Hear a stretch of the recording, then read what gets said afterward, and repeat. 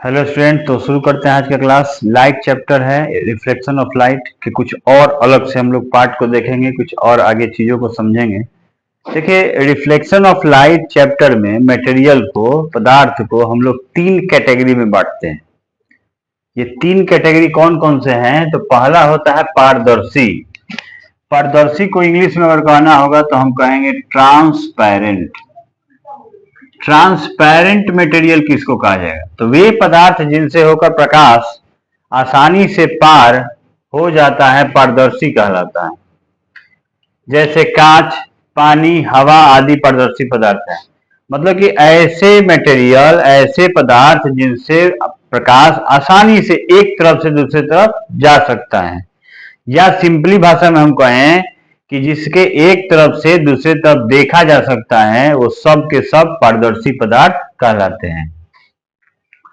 Second number में है पारभासी। पारभासी को हम लोग ट्रांसलूसेंट कहते हैं। अब ये ट्रांसलूसेंट क्या होता है मटेरियल?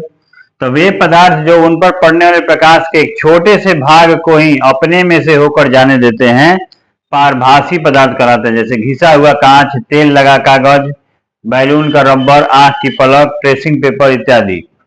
मतलब कि वे मटेरियल, वे पदार्थ जो प्रकाश को तो जाने देते हैं मगर बहुत ही कम मात्रा में।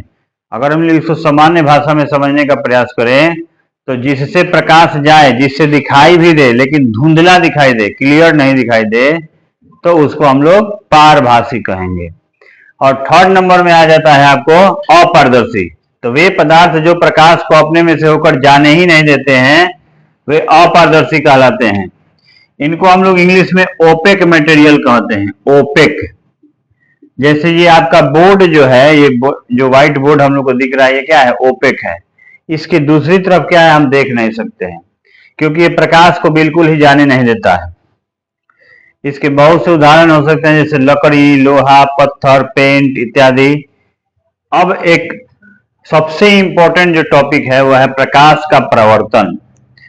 तो देखिए, प्रकाश के किसी वस्तु से होकर टकराकर लौटने को प्रकाश का प्रवर्तन कहते हैं।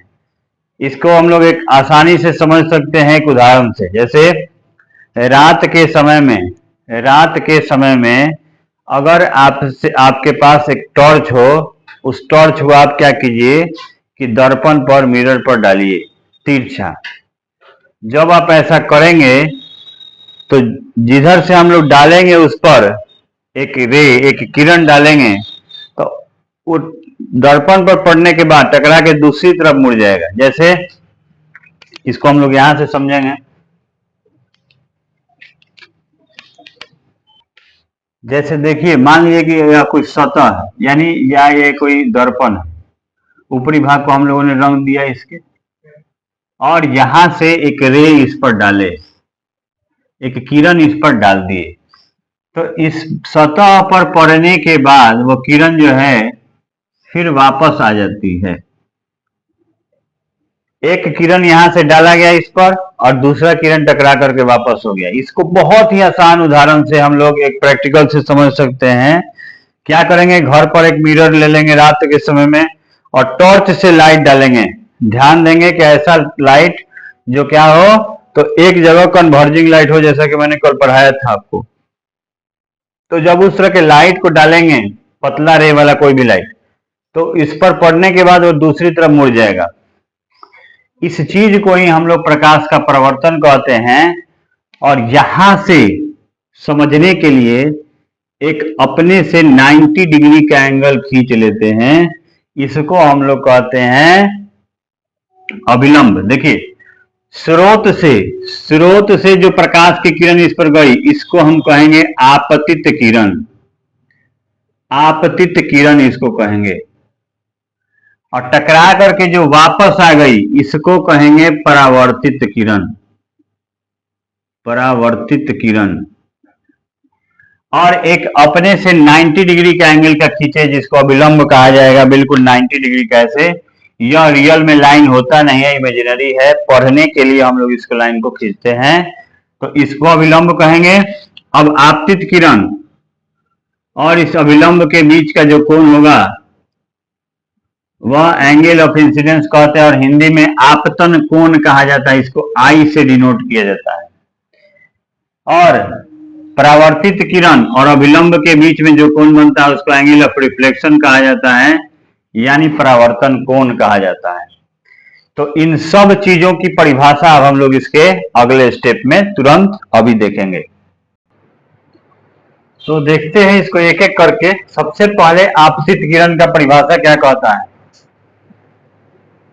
इस तरफ का आएगा वहां तक। देखिए, किसी सतह पर पड़ने वाली किरण को हम लोग आपतित किरण कहते हैं। देखिए, यहां से स्रोत से जो किरण निकल के जा रही है इस बिंदु पर, इसको आपतित किरण कहेंगे। और जिस बिंदु पर जाकर के मिल रहा है इसको आपतन बिंदु कहा जाता है। ध्यान से समझिएगा, जो किरण यहां से गई उसको आपतित किरण, और जिस बिंदु पर जाकर के वह मिली उसको आपतन बिंदु कहेंगे। और आपतन बिंदु पर गिरने के बाद जो वापस लौट करके आती है किरण उसको परावर्तित किरण कहते हैं। अभिलंब क्या है, तो जैसा कि मैंने तुम्हें आप लोगों को बताया कि किसी समतल सतह के किसी बिंदु पर खींचे हुए लंब को उस बिंदु पर अभिलंब कहते हैं। यहां से जो 90 डिग्री का एंगल हम खींचे अपने से, यह लाइन रियल में होता नहीं है, इमेजिनरी है। इसको हम लोग अपने से खींचते हैं पढ़ने के लिए, स्टडी करने के लिए, इसी को अभिलंब कहते हैं। और आपतित किरण और अभिलंब के बीच के जो कोण होता है उसको आपतन कोण कहते हैं। और परावर्तित किरण और अभिलंब के बीच जो कोण बनता है उसको परावर्तन कोण कहते हैं। एक कोण का जो है इसमें परिभाषा अभी नहीं है, परावर्तन कोण का।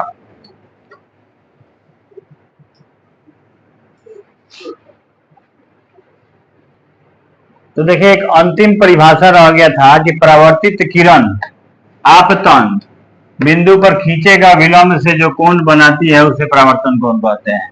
सिंपल सा समझिए कि इस परावर्तित किरण और अभिलंब के बीच जो कोण यह बन रहा है जिसको आर से डिनोट किया गया है, यह परावर्तन कोण कहलाता है। इसी को हम लोग परावर्तन कोण कहते हैं।